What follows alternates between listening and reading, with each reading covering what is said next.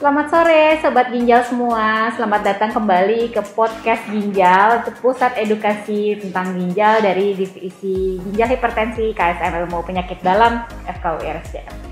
Kali ini kita akan membahas mengenai topik yang tidak kalah menarik dari topik-topik sebelumnya dengan narasumber. Kali ini narasumbernya ada 3, banyak nih Sobat Ginjal. Jadi kita bisa menyerap ilmu sebanyak-banyaknya hari ini. Yang pertama adalah Prof. John. Selamat pagi Prof. Soeharjono. Kemudian yang kedua adalah Dr. Bonar, keduanya dari Divisi Ginjal Hipertensi. Dan yang ketiga adalah Nurse 1 dari Unit Hemodialisis Divisi Ginjal Hipertensi KSM Penyakit Dalam. Ya, mungkin yang pertama topik untuk hari ini kita akan membahas mengenai hipertensi. Kalau sebelumnya itu kita membahas darah tinggi pada usia lanjut, kali ini kita juga membahas darah tinggi pada populasi khusus, yaitu darah tinggi pada pasien yang menjalani dialisis. Mungkin saya pertama ke Dr. Bonar dulu. Dok, apa sih yang membedakan darah tinggi pada dialisis ini sangat spesial dibandingkan dengan darah tinggi yang lain, Dok? Baik, terima kasih Dr. Indri. Selamat pagi, selamat sore Prof. John. Selamat sore juga Nurse 1. Ya, memang pada hipertensi itu umumnya kita tahu bahwa tekanan darah yang kita pakai itu kan 140/90 ya, untuk kita definisikan untuk hipertensi pada populasi.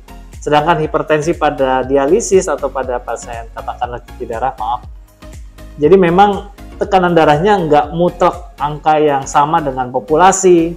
Biasanya kita pakai sih malah lebih tinggi ya, karena apa?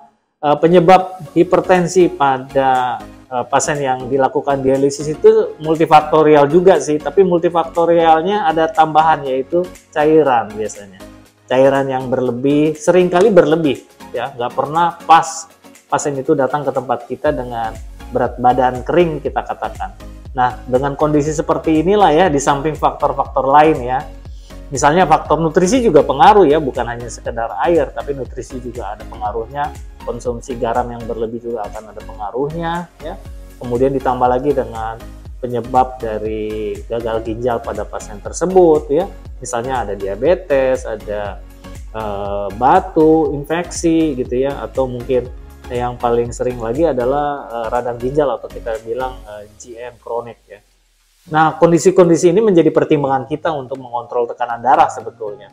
Dan kita tahu bahwa pasien yang dilakukan dialisis itu kan kita melakukan pemeriksaan tekanan darah setiap jam ya. Itu mungkin yang dikerjakan oleh perawat tato selama tindakan dialisis. Dengan kondisi pengaturan atau dengan monitoring yang seperti inilah kita mengontrol tekanan darah sehingga kita tahu penyebabnya apa. Kira-kira begitu. Baik Dok, jadi sebenarnya mungkin kalau misalnya agak tinggi tidak apa-apa ya Dok ya, tidak perlu dikhawatirkan ya Dok mungkin targetnya ya Dok. Tapi memang harus lebih, kalau bisa diusahakan lebih rendah atau bagaimana Dok? Ya, ini relatif juga ya, tinggi rendahnya itu relatif sebetulnya ya. Karena apa? Kadang-kadang pasien itu kan ada kondisi yang lain yang tidak terduga, misalnya ada penyakit kardiovaskuler ya, penyakit jantung, penyakit stroke gitu ya. Kalau tekanan darahnya tiba-tiba tinggi, komplikasi tersebut akan muncul. Jadi memang kita harus mengawasi dan kita turunkan segera gitu ya. Jangan sampai kita biarkan tensi itu berlama-lama tinggi di atas 150 misalnya. Ya. Dengan kondisi seperti ini, dengan monitoring seperti tersebutlah kita lakukan intervensi. Misalnya kita atur mesin dialisisnya ya. Dan lain sebagainya. Mungkin nanti perawat tato akan menjelaskan lebih detail. Baik Dok, berarti hal yang lumrah tapi tetap harus diintervensi ya Dok ya, jangan didiemin aja juga dengan tekanan darah setinggi itu. Tadi dokter izin satu lagi Dok, tadi dokter menyebutkan tentang berat badan kering. Boleh dijelaskan Dok, itu berat badan kering itu apa ya maksudnya Dok? Ya, berat badan kering itu biasanya akan kita dapatkan jika pasien sudah dilakukan dialisis secara teratur ya. Kalau masih baru ya, kalau misalnya pasien itu baru pertama kali dilakukan dialisis, kita belum bisa ketemu berat badan yang ideal untuk yang kita katakan berat badan kering. Jadi artinya berat badan kering itu cairan yang ditarik oleh mesin yang bisa diadaptasi oleh tubuh sehingga muncul tanda-tanda kram. Itu artinya berat badannya sudah tercapai dengan yang kita sebut sebagai berat badan kering. Dan itu memang sangat subjektif ya, nggak semua pasien sama. Ada pasien yang datang ke tempat kita sudah overload lama gitu ya, itu berat badan keringnya akan sulit kita kontrol dengan waktu yang cepat. Jadi memang berat badan kering itu kita dapatkan setelah pengawasan lebih dari 2-3 bulan dialisis secara teratur. Baik dok. Baik dok, kemudian mungkin selanjutnya saya minta izin Prof. Nah, menurut Prof, apa saja Prof yang perlu diperhatikan pada pasien-pasien yang menjalani dialisis baik CAPD maupun hemodialisis terkait dengan tekanan darahnya ini Prof? Ya, terima kasih. Jadi memang hipertensi pada dialisis ini sedikit berbeda ya dengan hipertensi pada populasi yang tidak dialisis ya, oleh karena beberapa hal ya. Satu tentu yang penting sebetulnya cara pengukurannya ya, cara pengukuran tekanan darah itu penting sekali karena kedua lengan biasanya sudah sulit untuk dipakai untuk mengukur tekanan darah karena operasi, karena ada simino ya atau fistula ya. Terus kedua juga tadi Dr. Bonar juga menggunakan perbedaan target juga ya, target terapi. Terus yang ketiga, jadi kalau ada pasien dengan hipertensi, tentu yang kita tanya adalah status cairannya dulu ya. Apakah dia kelebihan cairan, apakah sudah tercapai dry weight-nya atau berat badan keringnya atau belum ya. Kemudian juga tentu status urinnya ya, apakah dia urinnya sudah tidak ada lagi atau masih ada urin, karena berbeda sekali ya. Jadi tentunya baru kita pikirkan mengenai obat-obatan ya. Jadi oleh karena apa? Karena hipertensi pada dialisis itu didominasi dengan volume ya. Jadi apabila kelebihan volume darah, volume cairan, maka tensinya akan naik.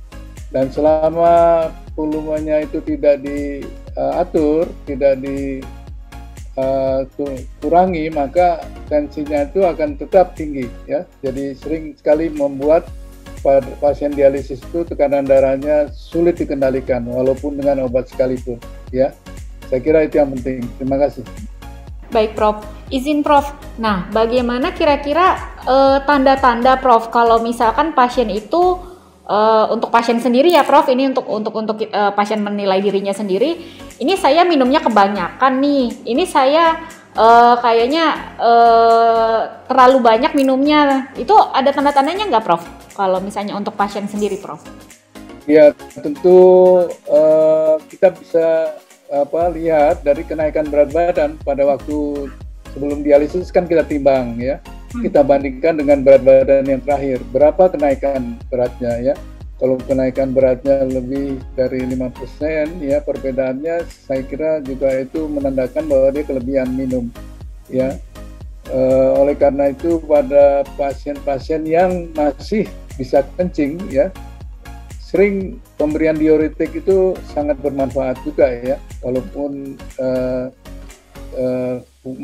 dapat meningkatkan volume untuk membantu lah ya, untuk membantu penurunan berat badan. Terus kedua, kemudian juga dari keluhan pasien ya, misalnya dia jalannya kalau jalan kaki sesak nafas ya, debar-debar, ada udim juga, itu juga menandakan ya kelebihan cairan. Dan untuk pemeriksaan lebih lanjut tentunya harus memerlukan teknik-teknik yang lain yang nggak semua unit AD punya sebetulnya ya, karena ini memakai alat-alat ya. Terima kasih. Baik Prof.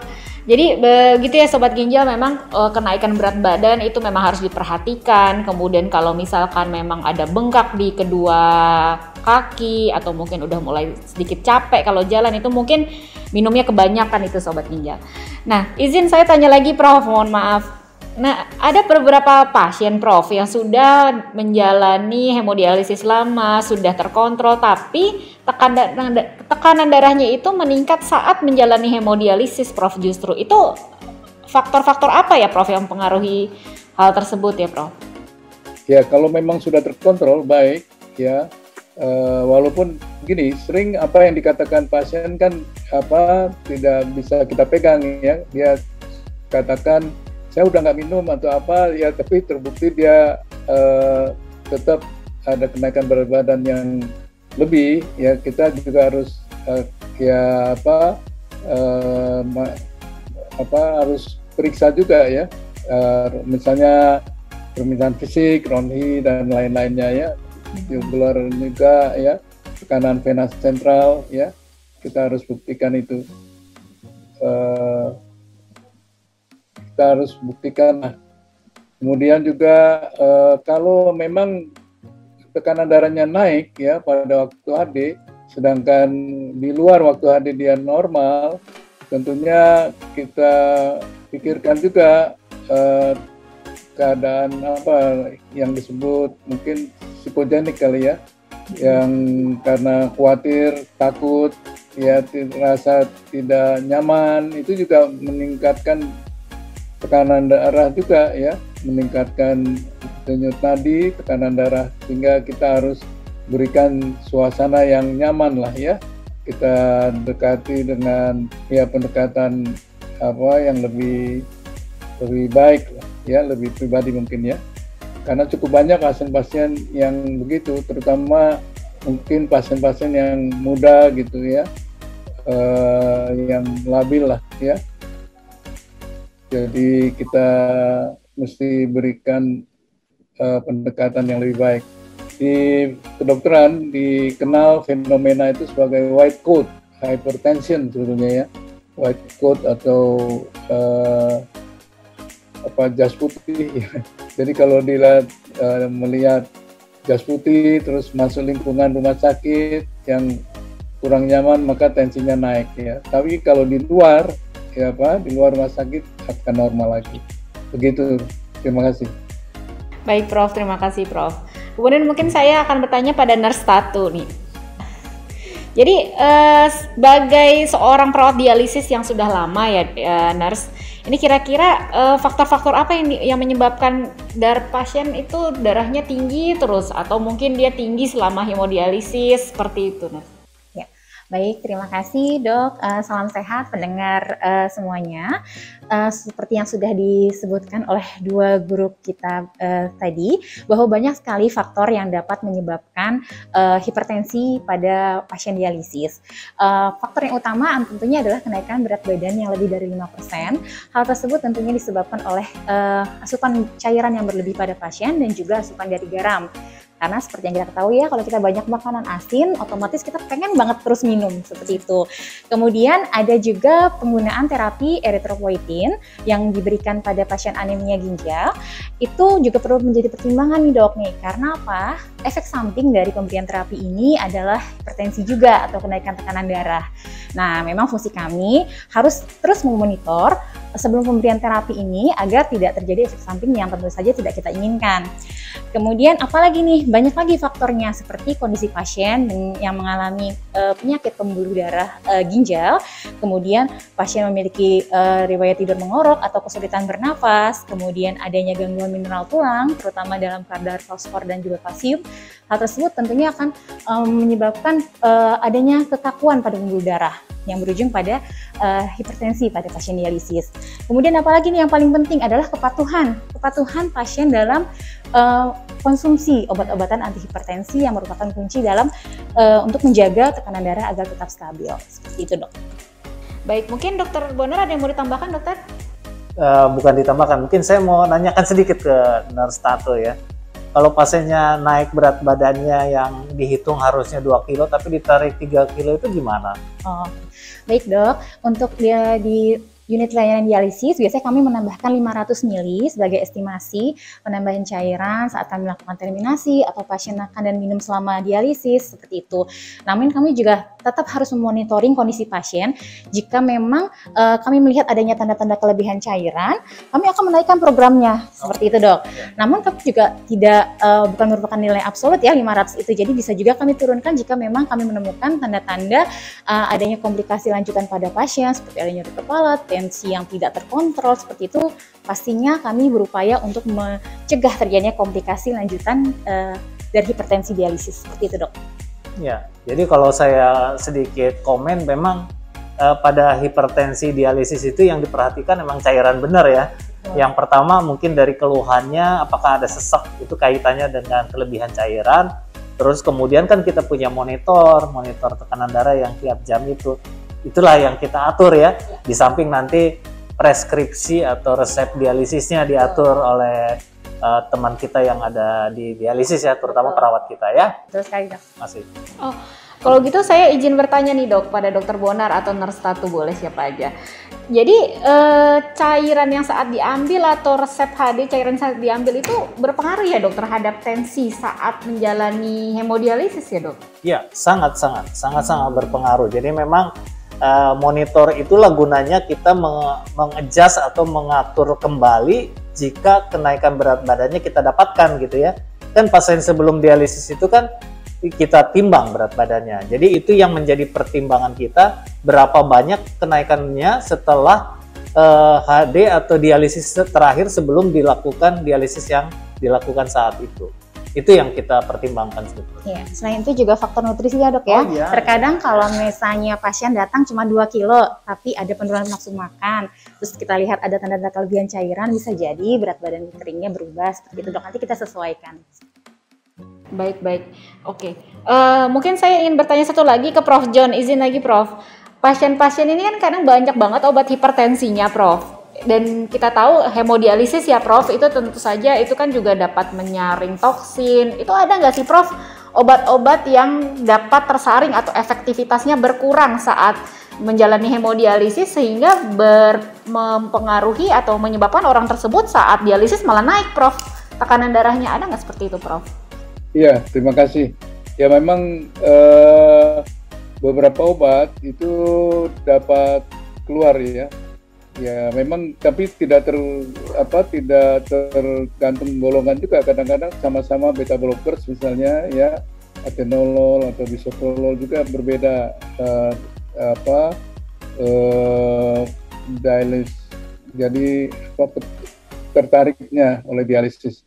Tentu yang paling bagus ya ada beberapa atau banyak penelitian randomized control trial yang sudah dilakukan untuk melihat obat-obat mana saja yang memang baik ya, itu dapat dipelajari. Ya, kita tahu bahwa ada beberapa, misalnya dikatakan angiotensin receptor blocker ya, golongan ARB itu tidak memperbaiki mortality kardiovaskuler, akan tetapi dia dapat mengurangi penebalan atau hipertrofi ventricle ya misalnya. Kemudian juga beberapa beta blocker, carvedilol bisa mengurangi kematian karena gagal jantung misalnya ya. Jadi pada pasien dialisis itu amat penting, karena kita ketahui dengan adanya gagal ginjal, sering urinary toxin itu menimbulkan kelainan pada miokard ya. Jadi banyak sekali yang komplikasi gagal jantung ya. Kita tahu komplikasi hipertensi pada pasien dialisis itu bisa ada dua ya, gagal jantung atau coronary artery disease ya. Dan ini sangat mempengaruhi mortalitasnya. Jadi pemilihan obat itu juga sedikit berbeda dibandingkan dengan orang normal ya. Karena pernah dulu ada satu obat misalnya ACE inhibitor fosinopril, itu ternyata dalam randomized control trial itu tidak dibandingkan dengan placebo tidak berhasil menurunkan angka kematian. Jadi ada sangat spesifik. Nanti saya pikir lebih bagus nggak usah terlalu ini ya, kita pakai apa yang biasa aja ya, yang diberikan dokter pada saat ini. Itu saja. Terima kasih. Baik Prof, jadi kalau bisa saya simpulkan memang tata laksana hipertensinya juga harus tailor made ya Prof ya. Jadi penting harus kontrol rutin, itu juga penting sekali. Kemudian mungkin dari sisi, kalau saya balik lagi ke nurse 1. Nah, kalau misalkan ini ada pasien nurse yang tiba-tiba saat dialisis itu tinggi, bagaimana nih tata laksananya nurse? Iya. Baik, terima kasih dok. Tentu saja kami harus berkolaborasi dengan dokter tentunya untuk mendapatkan terapi obat-obatan anti hipertensi. Kemudian kami juga lihat lagi kondisi pasiennya. Jika memang pasiennya cenderung sulit untuk tertangani dengan obat-obatan hipertensi, dialisis dapat kami terminasi seperti itu dok. Karena kami tidak menginginkan tentunya ya komplikasi lanjutan dari kondisi ini. Seperti itu. Baik, mungkin dokter Bonar ada yang mau ditambahkan dok? Ya, jadi memang perhatian kita terhadap tekanan darah pada pasien dialisis itu penting sekali dilihat ya, dengan monitor yang kita lakukan tiap jam. Jadi kalau memang sampai di atas 180 terutama, itu kita anggap sebagai hipertensi emergency ya. Itu memang harus kita pertimbangkan apakah memang apa yang disebutkan oleh nurse 1, apakah perlu kita stop HD-nya atau kita perlu ekstra obatnya yang sudah dirutinkan. Kadang-kadang pasien itu memang yang seperti disebutkan tadi, keteraturannya yang tidak baik untuk pasiennya. Jadi memang pasien kita itu harus kita monitor bukan hanya sekedar di bedside atau pada saat monitor dialisisnya, tapi bagaimana sebelumnya gitu. Apa yang dikonsumsi obat sebelumnya, apakah rutin, tidak gitu ya. Kemudian terakhir mungkin cairan yang disebutkan tadi, bahwa kenaikan berat badan yang lebih dari 5% itu menjadi patokan kita untuk mengintervensi cairan berlebih pada saat dilakukan dialisis. Kira-kira begitu. Baik dok. Prof, satu pertanyaan terakhir Prof, mohon maaf nih Prof. Kan kadang-kadang pasien dengan pasien dialisis ya Prof, itu kan tekanan darah tuh bandel banget Prof. Jadi butuh banget banyak obat hipertensi. Ada nih pasien Prof yang kadang-kadang kok saya takut ginjal saya tambah rusak minum obat sebanyak ini. Mungkin Prof ada ini Prof pesan-pesan buat sobat ginjal yang masih takut minum obat hipertensi karena takut ginjalnya tambah rusak Prof. Ya, nomor satu tentunya ya, bahwa hipertensi itu merupakan meningkatkan kematian ya. Jadi faktor yang penting untuk meningkatkan terjadinya kematian kardiovaskuler terutama ya. Jadi jangan takut lah ya. Dan pengobatan itu salah satu saja sebetulnya dari manajemen pasien pada hipertensi pada dialisis. Karena kita juga bisa tadi seperti nurse 1 ya katakan bahwa manipulasi dialisis itu bisa dilakukan, misalnya dialisisnya diperpanjang ya supaya pengeluarannya bisa pelan-pelan dan aman, atau dialisisnya ditambah ya, ekstra lah ya, mungkin itu kita bisa lakukan juga pada kasus-kasus tertentu supaya mendapatkan tekanan darah yang baik ya. Dan perlu dikatakan juga obat-obat yang sekarang tentunya sudah efek sampingnya itu sudah jauh lebih sedikit dibandingkan mungkin 10 tahun yang lalu gitulah ya. Demikian, terima kasih. Baik Prof, terima kasih.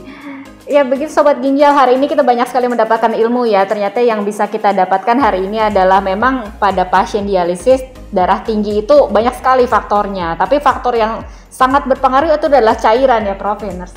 Ya dok ya, jadi memang cairan dan juga asupan garam itu juga sangat berpengaruh. Terus kemudian mungkin kepatuhan minum obat dan pengobatan dari darah tinggi itu memang tailor made gitu untuk masing-masing pasien. Jadi Sobat Ginjal jangan lupa untuk selalu kontrol ke dokternya untuk mendapatkan terapi hipertensi dan mencapai target darah tinggi, mencapai target tekanan darah yang sesuai gitu maksud saya. Sebelum ditutup, mungkin ada pantun. Mungkin Nurse 1 bisa menyampaikan pantun. Silakan Nurse. Oh, jadi saya nih. Tapi jangan lupa ya, nanti Prof izin Prof nanti bilang cakep ya Prof. Ya Dok ya, oke. Makan asinan di kota Jakarta. Cakep. Nembus macet di jalan pintas. Cakep juga dong.